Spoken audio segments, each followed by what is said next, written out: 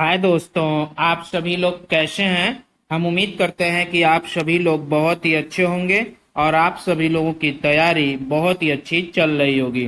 दोस्तों, परीक्षा बहुत ही नज़दीक आ रही है, जिसके संबंध में आपकी तैयारी रेगुलरिटी के साथ बहुत अच्छी बनी होगी। देखिए दोस्तों, इस सफलता सीरीज के अंतर्गत आज पॉलिटी में हम राज्य के नीति निर्देशक तत्वों से संबंधित महत्वपूर्ण प्रश्नों का अध्ययन करेंगे। चलिए चलते हैं आज के अपने पहले प्रश्न में। लेकिन पहले प्रश्न में जाने से पहले थोड़ा सा हम ये जान लें, नीति निर्देशक तत्व के अंतर्गत क्या महत्वपूर्ण चीजें हैं। पहली चीज आप जानिए कि नीति निर्देशक तत्व के अंतर्गत यह कौन से भाग का भाग है। ठीक है, ये भाग 4 का विषय है। नीति निर्देशक तत्व भाग 4 का विषय है। और दूसरे पॉइंट में कहां से कहां तक के अनुच्छेद की व्याख्या इसमें की जाती है, अनुच्छेद 36 से अनुच्छेद 51 तक की। ठीक है, तो आप ये 2 पॉइंट अपने ध्यान में रखिएगा कि भाग 4 और अनुच्छेद 36 से 51 तक। चलिए चलते हैं आज के अपने पहले प्रश्न पे।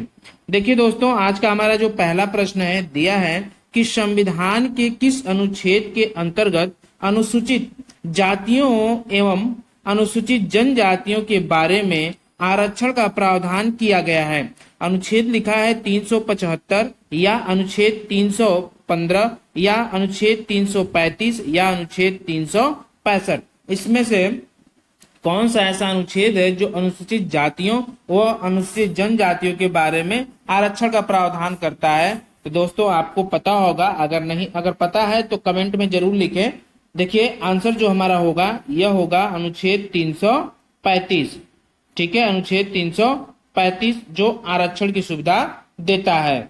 चलिए हम आगे चलते हैं अपने अगले प्रश्न पे। दोस्तों बहुत ही अच्छा प्रश्न है।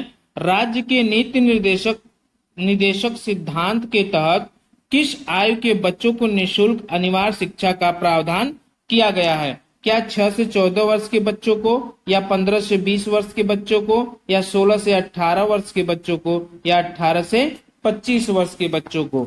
तो आप सभी लोग जानते हैं कल की क्लास में जब हमने मूल अधिकार पढ़ा था उसमें भी हमने 21 क को लेकर जिक्र किया था। ठीक है, अनुच्छेद 21 क को। तो उसी के साथ साथ आज नीति निर्देशक तत्व सिद्धांत के तहत भी यही क्वेश्चन पूछा गया है। तो हमारा आंसर क्या सही होगा यहाँ पे दोस्तों? यहाँ आंसर सही होगा 14 से 18 वर्ष के बच्चों को निःशुल्क और अनिवार्य शिक्षा देने का प्रावधान किया गया है। चलिए हम चलते हैं अपने अगले प्रश्न पे। दोस्तों हमारा आज का तीसरा प्रश्न है कि भारतीय संविधान के अनुच्छेद 39 क, देखिए 39 क समान न्याय और निःशुल्क विधिक सहायता संदर्भित है। समान न्याय और निःशुल्क विधिक सहायता संदर्भित है। तो यहाँ पे जो है देखिए ऑप्शन में दिया है राज्य के राज्यपाल द्वारा, राज्य की नीति के निर्देशक तत्वों के द्वारा, या संघ सरकार, या भारतीय नागरिकों का मूल अधिकार। तो देखिए दोस्तों 39 क में हमें जो बताया गया ये किससे संबंधित है? ये राज्य के नीति के निर्देशक तत्व, राज्य के नीति के निर्देशक तत्व से संबंधित है। चलिए दोस्तों हम चलते हैं आज के अपने अगले प्रश्न पे। चलिए दोस्तों देखते हैं अगला प्रश्न। लिखा है निम्नलिखित में से भारत के किस राज्य में नागरिकों के लिए एक समान सिविल संहिता लागू है? समान सिविल संहिता लागू है। तो देखिए दिया है मेघालय के लिए, केरल के लिए, या हरियाणा के लिए, या गोवा के लिए। तो कौन से राज्य के लिए सिविल संहिता लागू है? अगर आप जानते हो तो इसका आंसर कमेंट में जरूर दीजिए दोस्तों। ठीक है, तो देखिए यहाँ पे जो हमारा आंसर होगा वह आंसर होगा द, मतलब कि गोवा। गोवा में समान सिविल संहिता लागू है। आंसर हमारा द होगा। ठीक है दोस्तों, चलिए आगे चलते हम अपने अगले प्रश्न पे। अगला प्रश्न है जो हमारा, देखिए कहता है कि इनमें से कौन सा अनुच्छेद यह सुनिश्चित करता है कि राज्य की नीति के निर्देशक तत्व किसी भी न्यायालय द्वारा लागू नहीं किया जा सकता। देखिए किसी भी न्यायालय द्वारा लागू नहीं किया जा सकता मतलब यही है कि जो नीति निर्देशक तत्व है इसके द्वारा हम कोर्ट में भी नहीं जा सकते, यह सरकार के मंशा के ऊपर होता है। मूल अधिकार, अगर मूल अधिकार का हमारा हनन हो रहा है तो हम सर्वोच्च न्यायालय में जाते हैं। दोस्तों आप सभी जानते हैं, कल हमने ये प्रश्न बताया था कि अगर मूल अधिकार का हमारा हनन हो रहा है तो हम सर्वोच्च न्यायालय जाते हैं, लेकिन अगर नीति निर्देशक तत्व के अंतर्गत कोई भी मामला है उसके लिए हम कोर्ट में नहीं जा सकते। इसका जो मुख्य बिंदु है वो सरकार के साथ है। ठीक है, सरकार जैसा करेगी उस तरह से हम कार्य करेंगे, न्यायालय इसे लागू नहीं करा सकता। तो यही पूछ रहा है आपसे प्रश्न में कि यह सुनिश्चित करता है कि राज्य की नीति के निर्देशक तत्व किसी भी न्यायालय द्वारा लागू नहीं किया जा सकता। यह कौन से अनुच्छेद में इसका जिक्र मिलता है? देखिए दोस्तों, लिखा है अनुच्छेद 31। क्या कहता है अनुच्छेद 38? अनुच्छेद 31 आप जानते हैं कि यह किससे संबंधित है? मूल अधिकार से संबंधित है। इसका जिक्र हम नहीं करेंगे। ऑप्शन में मिलता है हमें अनुच्छेद 38 या अनुच्छेद 37 या अनुच्छेद 39। तो दोस्तों आप जानते होंगे अनुच्छेद जो अनुच्छेद है 38 वो हमें क्या कहता है? अनुच्छेद जो 38 है ये कहता है कि राज्य, देखिए आप ध्यान से, राज्य लोक कल्याण, ठीक है, राज्य लोक कल्याण, राज्य लोक कल्याण की अभिवृद्धि के लिए सामाजिक व्यवस्था बनाएगा। देखिए ये अनुच्छेद 38 कहता है कि राज्य जो है लोक कल्याण के लिए, अभिवृद्धि के लिए सामाजिक व्यवस्था बनाएगा। अनुच्छेद 38 कहता है। ठीक है, अनुच्छेद जो हमारा 37 कहता है कि तत्वों को लागू होना, मतलब जो भी चीजें रहेंगी इसके अंतर्गत, इस भाग के अंतर्गत, उसे सरकार क्या करेगी? लागू करेगी। यह सरकार के ऊपर निर्भर करता है।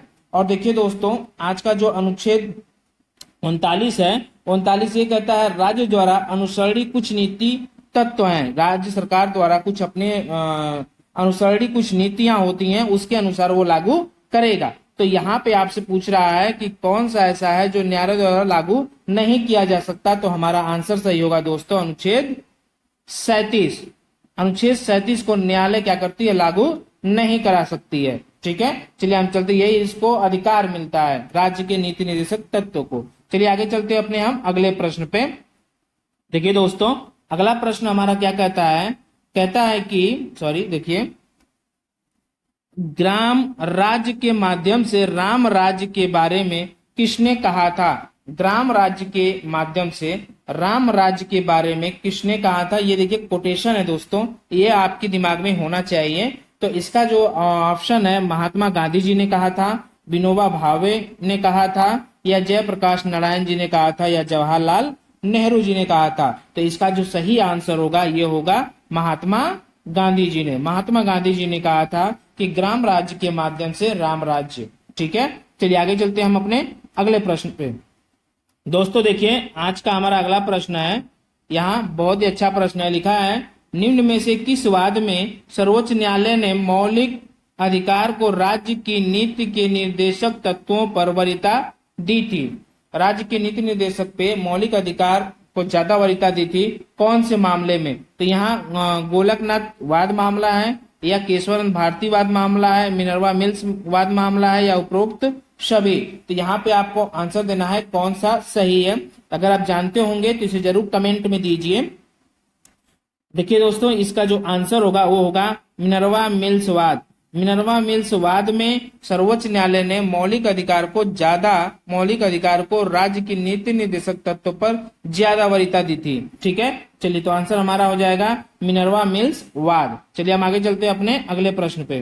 देखिए दोस्तों, आज का अगला प्रश्न है कि भारतीय संविधान के निम्नलिखित में से किस भाग में सामाजिक एवं आर्थिक लोकतंत्र को सुनिश्चित किया गया है? सामाजिक एवं आर्थिक लोकतंत्र को सुनिश्चित किया गया है। और ऑप्शन में दिया है आपातकाल का प्रावधान, ठीक है, और दूसरा ऑप्शन दिया गया है केंद्र राज्य संबंध, या राज्य की नीति के निर्देशक तत्व, या इनमें से कोई नहीं। दोस्तों देखिए, इसका आंसर आप सभी लोग दे सकते हैं, तो इसका आंसर दीजिए। क्या आंसर होगा? क्या आंसर होगा इसका? इसका आंसर होगा कि राज्य की नीति के निर्देशक तत्व। ठीक है, सामाजिक और आर्थिक लोकतंत्र की बात करता है। चलिए आगे चलते हैं हम अपने अगले प्रश्न पे। देखिए दोस्तों, आज का 9वां प्रश्न। देखिए ये प्रश्न लिखा है, भारतीय संविधान के अनुच्छेद 41 भारतीय संविधान के अनुच्छेद 41 के तहत कुछ दशाओं में काम, शिक्षा व लोक सहायता पाने का अधिकार संदर्भित है।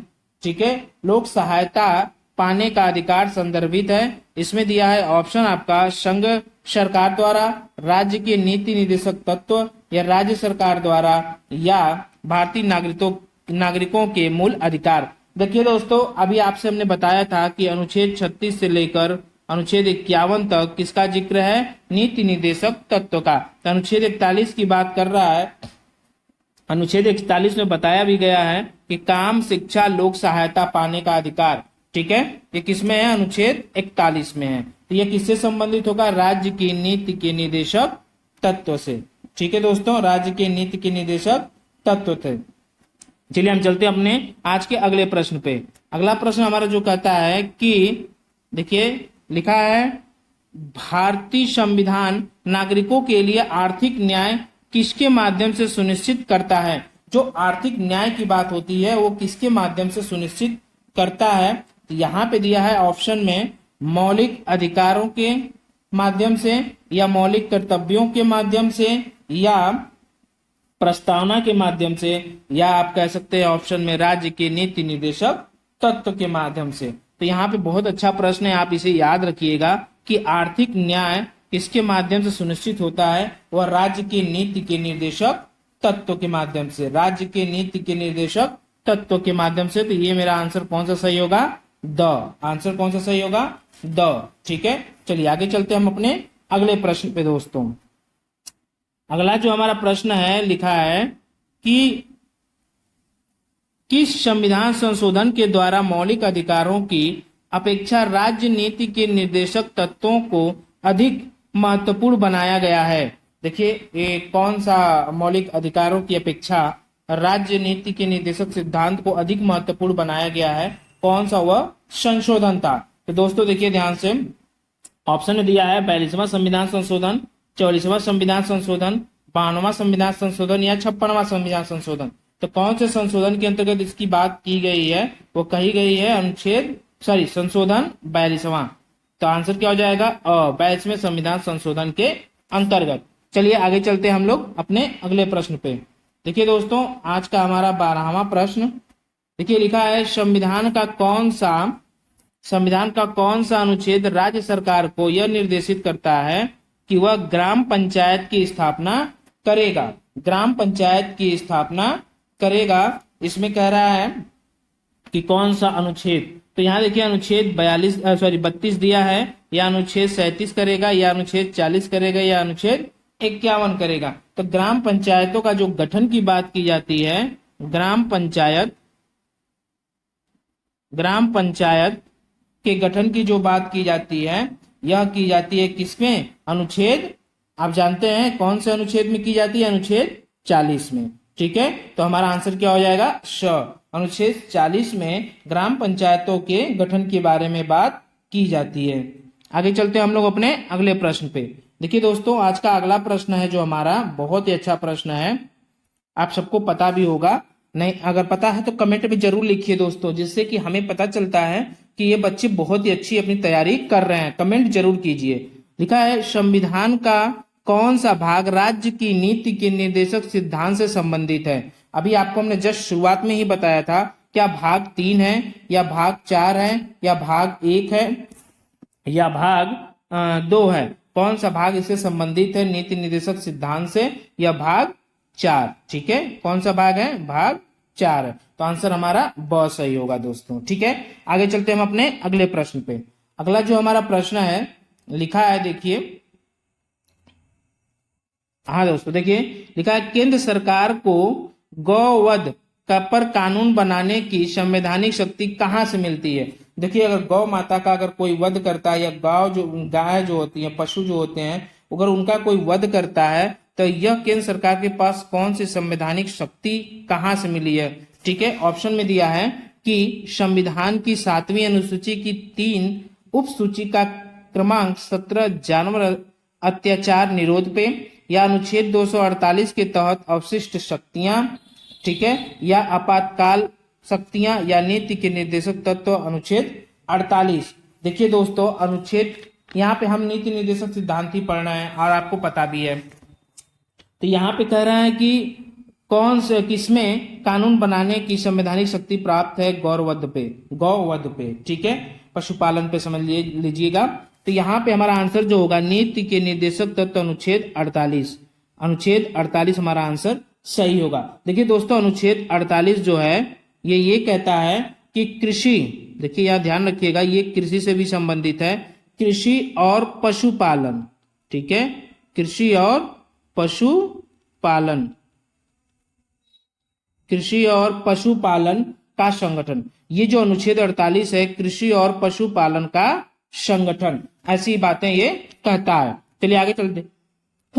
अगला प्रश्न लिखा है, निम्नलिखित में से भारतीय संविधान के किस अनुच्छेद में नागरिक के लिए एक समान सिविल संहिता का उल्लेख किया गया है? या नागरिक चाहिए, ठीक है, का उल्लेख किया गया है।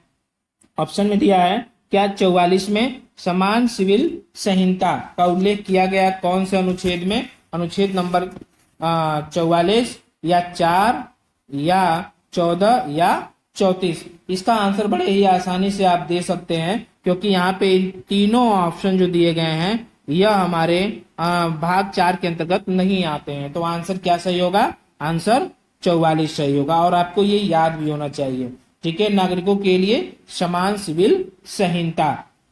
इसका मतलब क्या है? समान सिविल संहिता का मतलब कि भारत के समस्त राज्य क्षेत्र में, ध्यान से समझिएगा, भारत के समस्त राज्य क्षेत्र में नागरिकों के लिए एक समान सिविल संहिता प्राप्त करने का प्रयास करेगा। कौन करेगा? राज्य करेगी, ठीक है। तो आंसर हमारा असही होगा। चलिए आगे चलते हैं हम अपने अगले प्रश्न पे। अगला प्रश्न देखिए,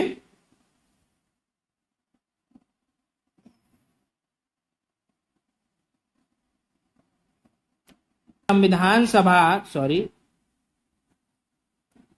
देखिए दोस्तों, लिखा है संविधान सभा में यह किसने कहा कि राज्य की नीति निर्देशक सिद्धांत किसी बैंक में दे उस चेक की तरह है जिसका भुगतान बैंक अपनी सुविधा अनुसार करता है। तो यहाँ पे ऑप्शन दिया है, केटी शाह ने कहा था, या के.एम. मुंशी जी ने कहा था, या बी.आर. अम्बेडकर जी ने कहा था, या ग्रेनविल आइंस्टीन ने कहा था। किसने नीति निर्देशक सिद्धांत को यह उपमा दी है? तो दोस्तों आप जानते होंगे, नहीं जानते हो तो कोई बात नहीं, देखिए हम आपको बताते हैं। केटी शाह जी ने इस वाक्य का प्रयोग किया था और नीति निर्देशक तत्व के लिए यह बात कही थी। चलिए दोस्तों, हम चलते हैं अपने आज के अगले प्रश्न पे। अगला प्रश्न है हमारा कि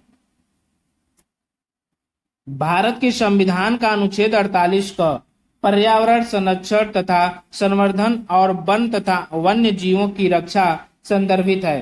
किसके लिए? क्या राज्य सरकार के लिए, या संघ सरकार, या भारतीय नागरिकों के मूल अधिकार, या राज्य की नीति निर्देशक तत्व के अंतर्गत? तो आप सभी जानते हैं इसका आंसर क्या होगा। इसका आंसर होगा राज्य के नीति निर्देशक तत्व, क्योंकि 48 का है, हम जानते हैं 51 तक, 36 से 51 तक का जिक्र किसके लिए किया जाता है? राज्य के नीति निर्देशक तत्व के अंतर्गत, ठीक है। लेकिन ये याद रखिएगा, पर्यावरण संरक्षण और संवर्धन और वन तथा अन्य जीवों की रक्षा 48 क में है, ठीक है। चलिए आगे चलते हम अपने अगले प्रश्न पे दोस्तों। आज का हमारा अगला प्रश्न है, लिखा है देखिए कि निम्न में से किस नीति निर्देशक सिद्धांत पर गांधी जी ने नैतिक दर्शन का प्रत्यक्ष प्रभाव है? किस पर है प्रत्यक्ष प्रभाव गांधी जी का? लिखा है समान काम के लिए समान वेतन, निःशुल्क कानूनी सहायता सलाह की व्यवस्था, गौवध पर निषेध, या ऑप्शन में दिया है कि ऐतिहासिक स्मारकों का संरक्षण। गांधी जी के नैतिक दर्शन का प्रत्यक्ष प्रभाव किस पर पड़ा है? यह पड़ा है गौवध पर निषेध। देखिए दोस्तों, जितने प्रश्न हैं ये बहुत ही अच्छे प्रश्न हैं। यह प्रश्न बनाने में बहुत ही मेहनत लगा है। आप सभी लोग इसे जरूर कमेंट में अपना आंसर दें, जिससे यह पता चलेगा कि आपकी तैयारी कितनी अच्छी चल रही है, ठीक है दोस्तों। चलिए आगे चलते हैं हम लोग अपने अगले प्रश्न पे। अगला जो हमारा प्रश्न है वह लिखा है कि देखिए कि भारत के संविधान का कौन सा अनुच्छेद भारत को कल्याणकारी राज्य घोषित करने से संबंधित है? अब कौन सा अनुच्छेद है जो कल्याणकारी राज्य घोषित करने से संबंधित है? और यह चीज आपको पता भी है। चलिए देखिए, अनुच्छेद 99 है या अनुच्छेद 29 है, और सॉरी 39 है, या अनुच्छेद 59 है, या 69 है। तो यह आपको पता है, नीति निर्देशक सिद्धांत के अंतर्गत कल्याणकारी राज्य घोषित करने से संबंधित जो है भारत को, यह है अनुच्छेद 39। ठीक है, अनुच्छेद 39। आंसर क्या होगा सही? ब होगा। अनुच्छेद 39 आंसर ब सही होगा। ठीक है, चलिए आगे चलते हैं दोस्तों अपने अगले प्रश्न पे। अगला जो हमारा प्रश्न है कि देखिए, संविधान के अनुच्छेद 43 क उद्योगों के प्रबंध में श्रमिकों की भागीदारी संदर्भित है। 43 क, ठीक है, इसका मतलब समझिएगा ये क्या है। लिखा है, इसका मतलब ये है कि राज्य उद्योग में लगे हुए उपक्रमों या संगठनों के प्रबंध में कर्मचारियों की भागीदारी सुनिश्चित करेगा। इसका जो मतलब है, मतलब उद्योगों के प्रबंध में श्रमिकों की भागीदारी, मतलब कर्मचारियों की भागीदारी सुनिश्चित करेगा, 43 क के अंतर्गत है। तो कौन करेगा? क्या राज्य सरकार करेगी? संघ सरकार के अंतर्गत ये आता है, या राज्य के नीति निर्देशक सिद्धांत के अंतर्गत आता है, या भारतीय नागरिकों के मूल अधिकार के अंतर्गत आता है? तो आपको पता है कि यह अनुच्छेद के अनुसार हम सभी जानते हैं कि यह किसके अंतर्गत आएगा? राज्य के नीति के निर्देशक तत्व के अंतर्गत आएगा। ठीक है, आंसर हमारा स सही होगा। ठीक है दोस्तों, चलिए आज का हमारा अगला प्रश्न देखिए। आज का हमारा अगला प्रश्न है प्रश्न नंबर 21। देखिए दोस्तों, लिखा है, भारतीय संविधान के किस भाग में कार्यपालिका से न्यायपालिका का पृथक्करण किया गया है? कार्यपालिका से न्यायपालिका किस भाग में किया गया है? क्या प्रस्तावना में, या मूल अधिकार में, या राज्य के नीति निर्देशक तत्वों में, या 7वीं अनुसूची में? बहुत अच्छा प्रश्न है दोस्तों, ये बहुत ही अच्छा प्रश्न है। ठीक है, आप जरूर इसको इंपॉर्टेंट बना लीजिए, ये प्रश्न बहुत ही अच्छा है और आपके एग्जाम में पूछने की प्रबल संभावना रहेगी। यही प्रश्न बच्चे कहते हैं बहुत ही कठिन है, ठीक है, लेकिन ऐसा है नहीं। राज्य की नीति निर्देशक तत्व के अंतर्गत आता है। ठीक है, भाग में कार्यपालिका से न्यायपालिका का पृथक्करण। अब आप ये जानते हैं कार्यपालिका से न्यायपालिका का जो पृथक्करण है कौन से अनुच्छेद में है? ये है 50वें अनुच्छेद में। कौन से अनुच्छेद में? 50वें अनुच्छेद में। ठीक है दोस्तों, इसी तरह आर्टिकल नंबर 51 भी जानते होंगे आप। आर्टिकल नंबर 51 क्या कहता है? अंतर्राष्ट्रीय शांति और सुरक्षा की अभिवृद्धि। और आर्टिकल या अनुच्छेद 50 कहता है कि कार्यपालिका से न्यायपालिका का पृथक्करण। चलिए आगे चलते हैं हम लोग अपने अगले प्रश्न पे।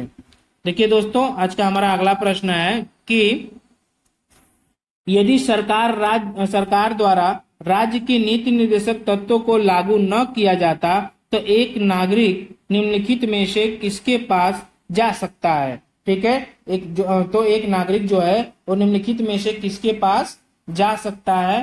तो ये देखिए, हम देखते हैं उच्च न्यायालय के पास, या उच्चतम न्यायालय के पास, या राष्ट्रीय मानव अधिकार आयोग पर, इनमें से कोई नहीं। देखिए दोस्तों, यदि सरकार द्वारा राज्य की नीति निर्देशक तत्व की बात नहीं की गई होती, नहीं लागू होता, तो ये किसी भी जगह नागरिक नहीं जा सकता था। ठीक है, किसी भी जगह नहीं जा सकता था, इसलिए हमारा आंसर कौन सा सही होगा? द। तो नीति निर्देशक सिद्धांत का लागू होना नागरिकों के लिए बहुत ही जरूरी था। ठीक है, चलिए आगे चलते हैं हम लोग अपने अगले प्रश्न पे। देखिए दोस्तों, अगला जो प्रश्न है, लिखा है कि भारतीय संविधान के अनुच्छेद 44 के द्वारा नागरिकों के लिए एक समान सिविल संहिता संदर्भित है। आप सबको पता है कि अनुच्छेद 44 का जिक्र किसमें है? राज्य के नीति निर्देशक तत्व के अंतर्गत। ठीक है, अभी इसका आंसर आप लोगों ने दिया है, आंसर यही होगा। बस क्वेश्चन के शब्दावली का फर्क है, सेंटेंस थोड़ा अलग है, बाकी आंसर क्या होगा? राज्य के नीति निर्देशक तत्व। ठीक है, आंसर हमारा सही होगा। चलिए आगे चलते हैं अपने अगले प्रश्न पे। देखिए दोस्तों, लिखा है, भारतीय संविधान में कौन सा अनुच्छेद पंचायती राज व्यवस्था से संदर्भित है?